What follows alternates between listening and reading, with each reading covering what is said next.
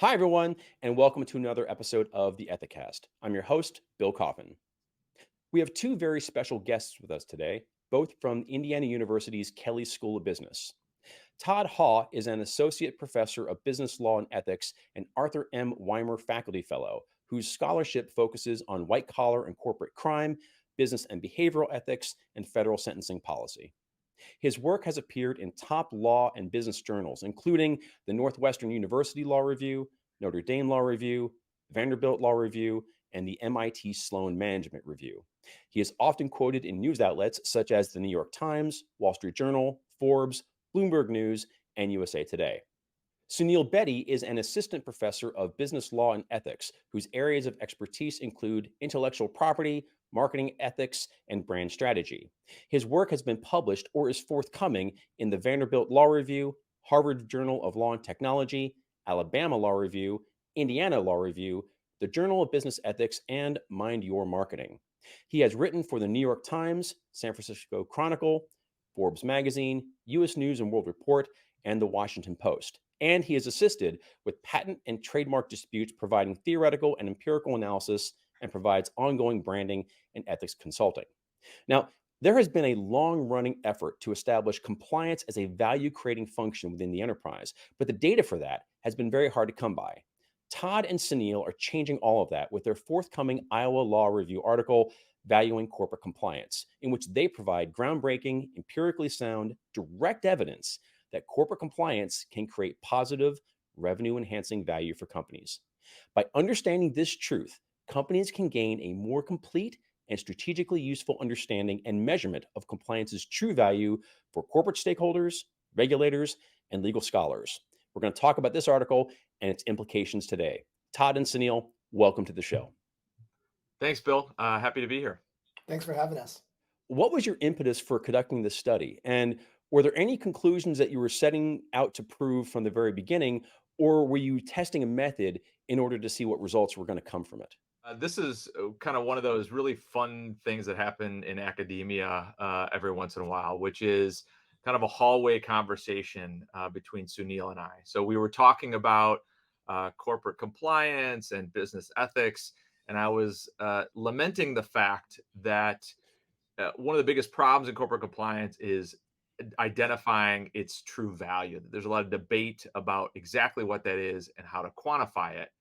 And Sunil has this incredible background, both in business ethics, but also in marketing and branding research. And he just immediately said, "Oh, wait a minute! I've got a method for that. We can do that." And we started talking about that method, and that sort of launched the whole project. So it was just a one of these moments where two ideas came together and launched an idea. For those audience members who are not familiar with choice based conjoint analysis, can you describe what that is and why is it so important to the study that you've authored? Sure, Bill. So, choice based conjoint analysis comes from the marketing realm, particularly branding literature. And what it tries to do is figure out what are consumer preferences about a given product or service. And so, the way you do that is you give consumers hypothetical products and you ask them to choose which one they prefer the most. And each of these products vary on different characteristics. So you might have a cell phone that has a really nice camera or a bad camera, or is blue or is white, has this much storage, has this kind of GPS navigation, whatever it may be. Through sort of an empirical method of choice based conjoint and surveying a lot of people, we actually can distill which preferences or which things that customers care about, which things they care about more or less for a given product. And so it's really relevant for us because what we sort of internalized was compliance can be viewed as a type of characteristic of a product. Now, it's not about the product itself, but it's about the company that's producing the product. So the question was, do consumers care about buying from a company that actually has a robust compliance program? And choice-based conjoint can help us answer that question. Your study makes a pretty compelling link on that regard between organizations that have a strong compliance program and I guess a greater consumer willingness to engage with that organization in the marketplace. There's a great quote: "Compliance is worth more than a pretty phone." Right? So I guess my question is this a function of the consumers are noticing the compliance function itself within an organization? Or is this part of a broader correlation between companies that tend to value compliance also tend to value things that are more directly customer facing and might also impact a customer's decision to do business? So the answer to your question is yes, if I may, right? And so the idea is both those things are happening. One is what we focus on in the paper. So what we focus on in the paper is sort of the former of what you said, which is if someone's buying a product and they don't really know much about the company, but they do know that the company engages in robust compliance, are they willing to pay more for that product? Do they want that product more in comparison to the same product where a company isn't engaging in compliance? And we answer yes. Now, that's not to say that companies also don't have sort of brand equity. We didn't really study that particular aspect in our study, but it's very possible that consumers start internalizing the fact that certain companies care more about consumers, care more about employees, and that sort of internalization allows them to express their preferences by buying from that company. So, certainly is a possibility that's going on in the marketplace. Our studies focused on the former, though. There's a fair bit of commentary around how Gen Z is driving values based consumer decisions, mainly how Gen Z consumers aren't really that fond of doing business with companies that they feel don't align with their own personal values. So I'm wondering, do you see any kind of generational difference amongst consumers in the data from your study? Or do you see that there is a potential for development in your findings over time as Gen Z itself gains more earning power in the marketplace? Yeah, I think there's a lot of aspects of the study we could take further. So one might be sussing out some of those generational differences. Others might be adding in different elements of compliance programs. So we only focus on kind of three different ones because we just have only so much space in the particular study. We'd want to think about maybe field studies down the road. So there's a lot of places to take this. But we did have some, I think, Suneal, you correct me if I'm wrong, but we did have some indications from comments that participants made that gives a little bit more insight as to what they were thinking, generational or otherwise. Yeah, that's exactly right. So, in our paper, we don't really go into any generational differences. I looked back at our data, and we saw some differences by generation, not necessarily statistically significant differences. But that's not to say that those don't exist. Sort of just in the sample we recruited, we didn't see that. We did see some other sort of interesting differences. We saw some gender differences. We also saw some education differences. And so the idea here is that various customers are going to care more or less about compliance. And Mhm. part of the process, and this is what we're hoping to do, is encouraging sort of managers, marketing managers, whatever it may be at the company, to start segmenting the market and start understanding how consumers and in what way consumers care about compliance. What are some proof points from all this that you think are worthy of further exploration, whether it's you or the discipline at large? Well, I just want to talk about what we found and sort of the importance of that, and then maybe we can think about where we would look in the future. I mean, sort of three big kind of takeaways from the paper. So one is that consumers are willing to pay a premium for products that come from companies that have a robust or well established compliance program. So we could identify that would consumers will pay more essentially for a product that comes from a company that has a robust compliance program. That's a really big finding. So the reason that's so important is because primarily up until now, compliance has really been talked about or thought about as sort of this liability avoidance mechanism. That's how it's talked about the most. And so, if that's the case, what managers have to do then is think about, okay, great, how much do I want to invest essentially in order to avoid this potential liability down the road? That isn't the most inspiring way to build a compliance program because, first of all, it's always looking kind of externally and it's trying to get or judge the prospects of something that are very hard to determine. Essentially, is a regulator or a prosecutor or a civil litigant down the road going to sue you for something that your employees did? That's really difficult. So what companies, what the compliance community has really done in reaction to that is try to think about, okay, well, what's the business case for compliance? So how Mhm. do we think about corporate compliance in a way that makes the business case? And what folks have tended to do is say, well, compliance leads to a bunch of positives in the marketplace, but there hasn't always been great empirical validation of that point. And so, what our study set out to do is see if we could look for a better way to determine, is there actually a revenue positive way to look at corporate compliance? And so that's the first main takeaway, is that consumers are going to pay more. So that means you're going to get a revenue benefit. And we think that's really, really important because no matter what you say about business, listen, and the bottom line is that managers care about revenue. That's going to be their first touchstone. So, Yeah. yes, they want to avoid liability and cut costs, but if you can demonstrate that your department, your business department, is going to be revenue positive and it's going to contribute directly to the bottom line, that is a huge thing for a manager. And that is a way to get support for any project within a company, whether it's compliance or anything else. Okay, so that's the first thing.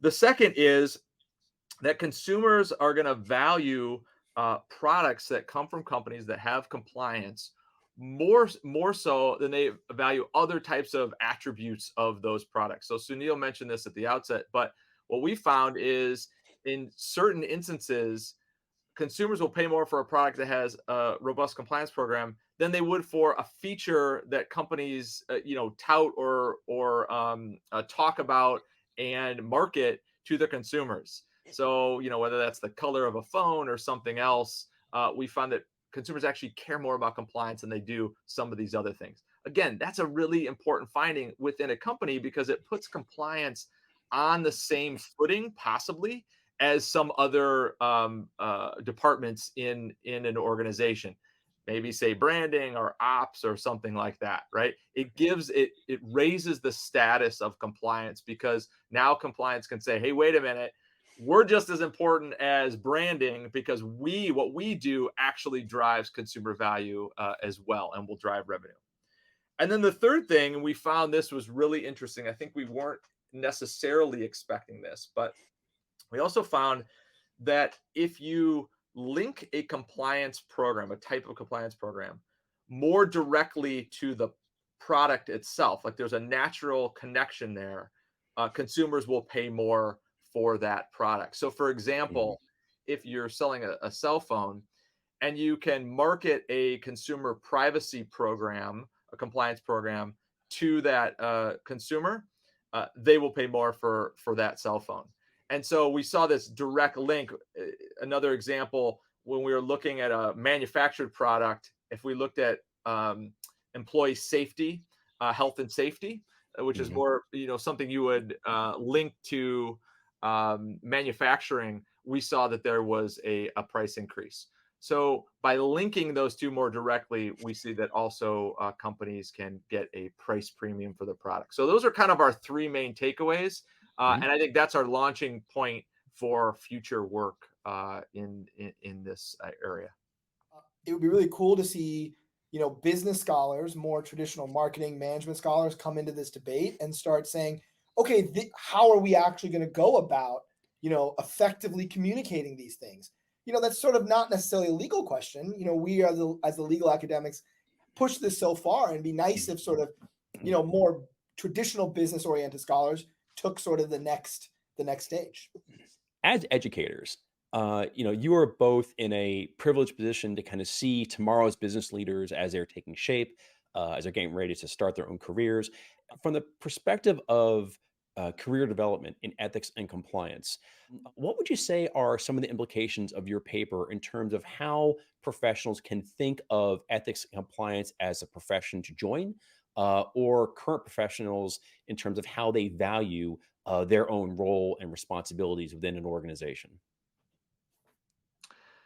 So I teach primarily MBA students these days, and I see increasingly students are interested in making a positive impact in the world. They want to work for companies that are ethical. They want to work for companies that comply with the law, but they also have at least at the Kelley School, they have incredible skills in the finance, accounting, data, quantitative realms.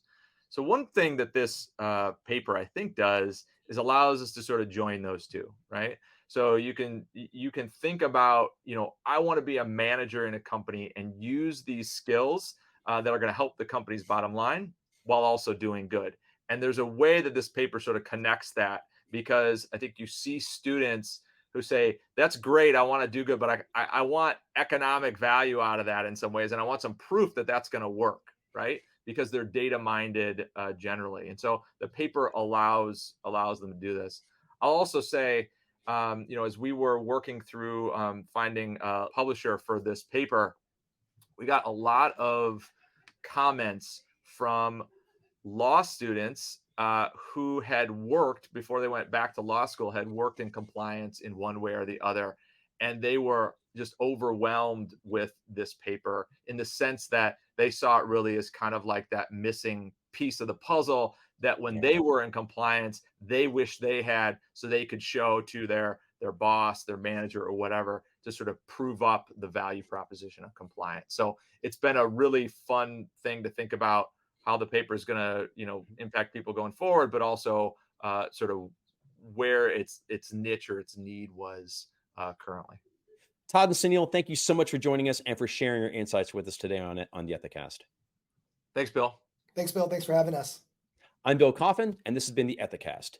To read Valuing Corporate Compliance, please check out the Iowa Law Review. The article will be coming out later on this year. For more episodes of the Ethicast, please visit the Ethisphere YouTube channel at youtube.com/ethisphere.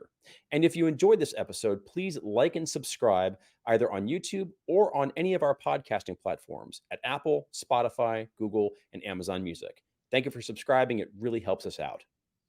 To learn more about Ethisphere's many exciting products and programs, including the world's most ethical companies, the Business Ethics Leadership Alliance, and our data benchmarking platform, The Sphere, please sign up for our biweekly newsletter, Ethisphere Insights, at ethisphere.com/newsletter.